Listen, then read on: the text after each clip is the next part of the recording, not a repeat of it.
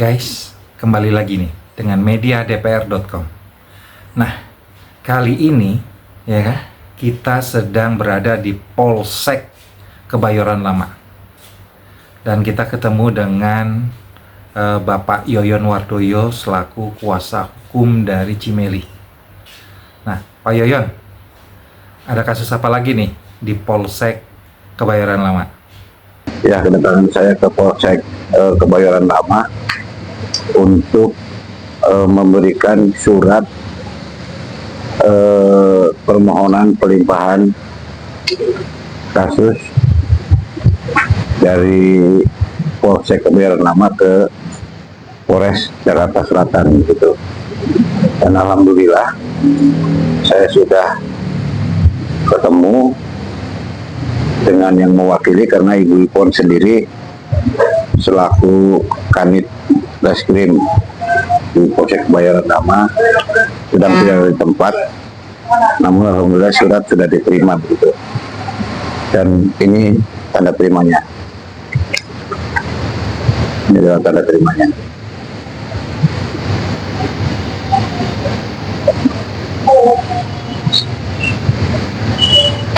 Oke. Yoyon, Pak Yoyon kan kemarin kalau nggak salah ya gitu berproses dulu di Polres, ya kan. Nah, sekarang kembali lagi nih ke Polsek, ya kan, dan mendapatkan atensi yang luar biasa nih dari Polsek Kebayoran Lama. Nah, prosesnya seperti apa nih, Pak? Perjalanan kasusnya Cimeli ini? Ya, kemarin tanggal berapa ya? 15. Kemarin tanggal 15 saya ke Polres Jakarta Selatan ketemu dengan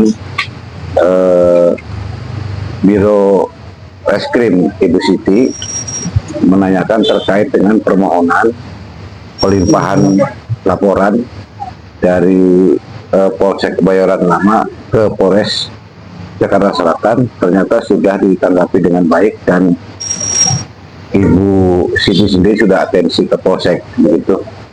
Kemudian saya disarankan untuk hari ini segera mengirimkan surat permohonan pelimpahannya juga ke Polres dari Polsek Kebayoran Lama, agar supaya Polsek Kebayoran Lama segera melakukan gelar perkara dan segera dilimpahkan laporannya ke Polres Jakarta Selatan begitu. Pak Yoyon, ini kan kasus sudah berjalan kurang lebih 4 bulanan ya Pak, gitu, dan Bapak sudah melakukan berbagai upaya gitu agar kasus ini segera diproses gitu ya kan. Nah, sekarang sudah ketemu nih Pak, ya kan, sudah mendapatkan atensi dari pihak Polsek gitu ya. Nah, ada upaya-upaya lain nggak Pak, gitu ya, yang mendukung gitu ya perjalanan proses ini Pak? Ya, ketika nanti sudah berjalan pelimpahannya di Polres Jakarta Selatan, ya tentu kami akan selalu kontrol begitu kan, supaya klien saya bisa mendapatkan keadilan seadil-adilnya begitu. Pak, untuk kasus penganiayaan ini gitu ya, Pak Yoyon dan tim seberapa optimis sih Pak gitu ya terhadap kasus ini? Karena kan memang dibutuhkan minimal ya Pak 2 alat bukti yang cukup. Gimana menurut Bapak?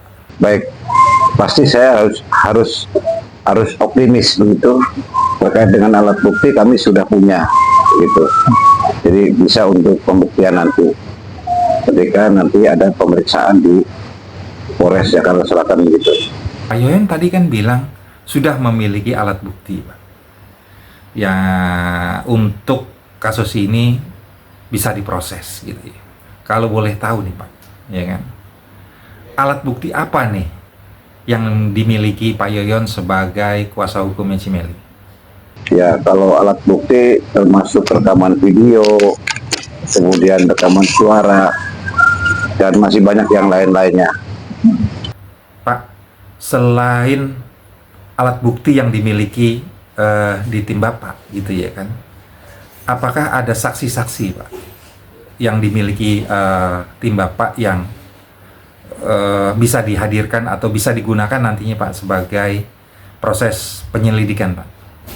Saksi, ya kalau saksi ada, itu karena memang hukum itu hanya mengatur pada barang bukti dan saksi ya, baru bisa diproses secara hukum gitu. Selama mendampingi klien gitu ya kan, ini kan sudah berjalan cukup panjang juga nih Pak ya kan gitu ya. Dasar apa nih yang membuat kasus ini harus dilimpahkan ke Polres Jakarta Selatan Pak? Oh ya, karena klien saya ini kan membuat laporan di Polsek Kebayoran Lama ya. Namun memang progresnya tidak ada begitu. Selama 4 bulan progresnya tidak berjalan. Maka yang namanya orang sedang mencari keadilan, kalau memang tidak ada progres, nah terus kemana keadilan? Maka saya berinisiatif untuk melimpahkan ke Polres Jakarta Selatan begitu. Dalam menangani kasus ini gitu ya, ada alasan-alasan lain nggak Pak gitu yang mendasari Bapak ini harus bergerak cepat ya kan? Ini kan sudah terlihat ya dari Polsek kemudian ke Polres, mungkin nanti ada upaya-upaya lainnya juga Pak gitu ya. Apa nih Pak alasan-alasannya? Karena selama melapor saat itu di Polsek selama 4 bulan sampai saat ini, jadi korban itu seringkali mendapatkan intimidasi setiap hari gitu. Sementara ya kan ini kan orang usaha begitu, dan pelaku juga tidak jauh dari tempat toko usahanya, dan setiap hari mereka selalu melakukan intimidasi, terus sara, ya intinya mengancam-ngancam, menyindir-nyindir dan sebagainya, pakai bahasa-bahasa yang tidak patut begitu. Kasus ini kan terus bergulir ya kan, dari Polsek ke Polres gitu ya kan. Nah, sebagai penasihat hukum ya dari Cimeli, apakah sudah pernah Bapak melakukan somasi gitu ya kan terhadap mereka yang melakukan penganiayaan? Ya, kalau somasi memang tidak saya lakukan. Saya lebih cenderung kepada memohon pelimpahan laporannya karena di proses tidak berjalan begitu. Jadi saya pikir saya tidak perlu melakukan somasi kepada pelaku karena memang sudah terjadi pelaporan di Polsek Kebayoran Lama. Namun yaitu tadi progresnya tidak ada, maka saya berinisiatif untuk memohon dilimpahkan kepada Polres Jakarta Selatan. Sejak kasus ini bergulir gitu ya kan, apakah sudah ada usaha-usaha atau upaya Pak untuk berkomunikasi dengan pihak lawan Pak gitu, atau mediasi istilah kerennya Pak? Pernah nggak Pak? Nah, kalau mediasi saat itu sudah pernah dilakukan, namun sempat klien saya juga dipanggil oleh Polsek Kebayoran Lama untuk melakukan mediasi ya, namun tidak menemukan titik terang gitu, sehingga tetap klien saya menginginkan hal ini tetap harus dilanjut dan diproses hukum begitu. Pada saat terjadi penganiayaan, apakah korban sudah divisum Pak? Itu kan sebagai salah satu alat bukti yang otentik juga nih Pak. Oh sudah, visum sudah ada di Polsek Kebayoran Lama, sudah ada lengkap. Pada saat kejadian dan divisum gitu ya, Bapak sebagai penasihat hukum, apakah mendampingin korban Pak? Ya, saat itu saya memang tidak mendampingi, memang saat itu kuasa hukumnya bukan saya, begitu.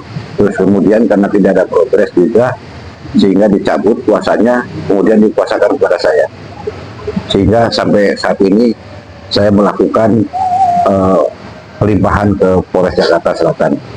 Proses hukumnya ini kan sudah berjalan setahap demi setahap ya, dan progresnya terlihat baik gitu ya Pak. Harapannya nih Pak, sebagai kuasa hukum dan penasehat hukum gitu ya, dari Cimeli Pak, apa nih terhadap pihak kepolisian Pak?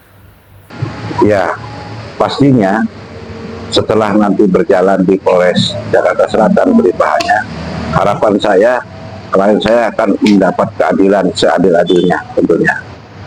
Itu harapan saya. Kait dengan peristiwa pemukulan, Pak, ya kan?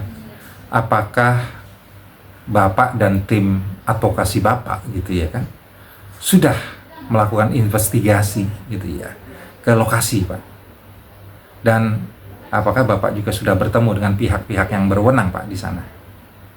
Nah, kalau berkunjung ke lokasi memang saya pernah begitu, karena memang menurut korban ataupun Meli selaku milik toko saat itu menyampaikan bahwa setiap hari diintimidasi, sehingga saya mencoba untuk ke lokasi meng-cross check apakah itu betul memang benar adanya. Dan terkait dengan binsanya sendiri saya memang tidak ketemu begitu. Setelah Bapak itu ya mengunjungi lokasi penganiayaan gitu ya, itu kan kalau nggak salah bentuknya seperti pertokoan atau pasar gitu ya, Pak. Nah, dalam hal ini gitu ya kan seperti apa sih, Pak, sistem keamanan yang ada di tempat tersebut, Pak, gitu loh. Gimana menurut Bapak? Nah, ini kita kalau bicara terkait sistem keamanan di pasar, miris juga begitu. Ya, ternyata pihak keamanan pasar atau pengelola pasar pun tidak bisa berbuat banyak dalam hal ini. Seharusnya jika memang terjadi persoalan seperti ini kan menjadi tanggung jawab pengelola pasar ataupun keamanan pasar sebenarnya. Namun ternyata pengelola pasar sendiri juga tidak bisa menyelesaikan persoalan ini, termasuk keamanannya juga tidak bisa menyelesaikan, sehingga sampai bergulir sampai saat ini persoalannya. Bapak kan sudah berkunjung nih ke lokasi tempat penganiayaan gitu ya kan. Adakah gitu ya himbauan, Pak, ya kan, kalau memang keamanannya harus ditingkatkan gitu ya kan, agar tidak terjadi lagi nih gitu hal-hal serupa gitu ya kan, karena kan itu memang area publik juga, Pak, yang butuh security system atau keamanan yang tersistem dengan baik. Gimana nih masukannya atau himbauan buat pihak keamanan di sana, Pak? Seharusnya supaya hal-hal seperti ini tidak terjadi, tentu si pelaku juga harus diberikan efek jerah, satu. Kedua, pihak keamanan sendiri juga harus meningkatkan kenyamanan para pedagang yang ada di pasar tersebut. Itu yang harus mereka lakukan. Beberapa hari yang lalu Bapak kan ketemu nih dengan Ketua Umum Petir, Pak, ya kan. Nah, dari bincang-bincang gitu loh, Pak, apa nih yang akan Bapak lakukan dengan Ketua Umum Petir nih, Pak?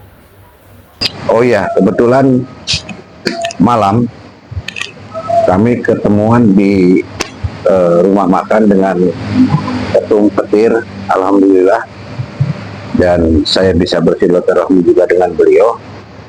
Nah, ketika saya menceritakan terkait dengan kasus ini, Ketua Petir pun juga siap untuk membantu dan mengawal kasus ini, karena Ketua Petir itu tidak mau melihat ada orang-orang yang zolim atau orang yang berzolimi pasti akan dibantu begitu kira-kira.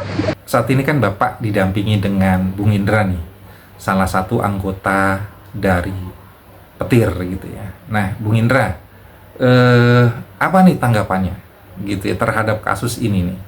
Pesan terakhir dari Bapak Ketum Petir terkait dengan pertemuan semalam, agar segera kegiatan yang diawali oleh tim advokasi kemudian dipakat segera melaporkan kepada beliau terhitung mulai hari ini hingga nanti ke depan, agar persoalan ini atau kasus ini akan dikawal oleh Petir langsung, sehingga apa yang menjadi harapan dari korban akan menjadi menduakan hasil.